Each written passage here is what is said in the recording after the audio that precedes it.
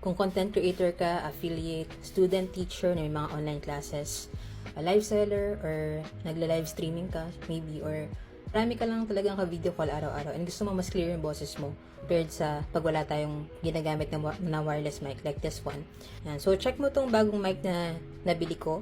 This is the Boya Mini 2. Isa to sa mga bagong releases ng Boya sa kanilang wireless mic collection. So, pwede siya for Android. Yan, Type-C. And then, pwede rin for iPhone. And ito, dalawa yung mic niya nakasama. Yan. Sobrang liit lang ng mic. Mas malaki pa yung thumb ko actually. Tapos, mahaba na rin yung battery life niya kahit maliit lang. Each mic tatagal ng 6 hours. May charging box din kasi siya nakasama. So, pagkasama yung charging box, aabot to ng 30 hours of continuous usage bago mo siya i-charge. And ang napili ko palang color dito, by the way, is the lunar silver na color. Ayan, so medyo reflective yung kanyang dating, no? Para siyang dark silver na color. Kasi yung black version naman ito, medyo matte siya.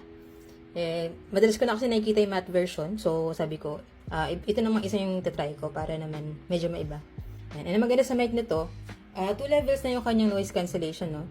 And madali lang din siya i-connect, plug and play lang. Wala ka nang kailangan pindutin or anything. Basta, ito, pag pinlog mo to sa phone mo, itong receiver, mag-on na siya automatically. Okay, so ngayon, ang ginagamit ko na mic dito sa video is yung mic ng aking phone. So, default mic siya. Now, try natin siya ilagay dito sa phone natin. And, para makita nyo yung difference ng quality. Alright, so now connected na siya, no? Ito yung level 1. Medyo malapit siya sa mouth ko.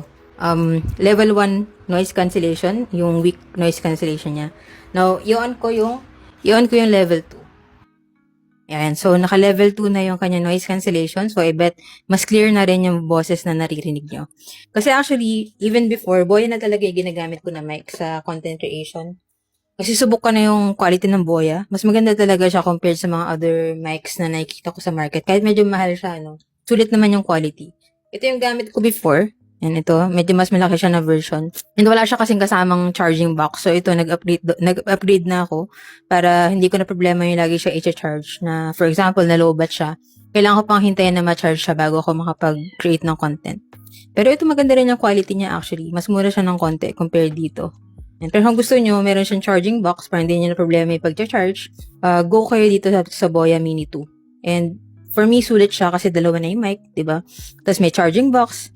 Tapos pwede ko rin pumili ng version na meron ng both na Lightning as well as yung Android na receiver. So kung dalawa yung devices mo, iPhone and Android, pwede mo siyang gamitin for both phones. And by the way, kung gusto mo rin ng ganitong noise cancellation mic na super compact, ayan, check mo na lang din sa Yellow Basket para same quality and legit store yung pagbilan. Ayan, so ito yung first impression natin dito sa Boya Mini 2. Gawa pa ako ng other videos about this mic. And let me know in the comments kung meron kang question regarding this mic and try natin sagutin yan. So yun lang for now. Sana nakatulong tong video.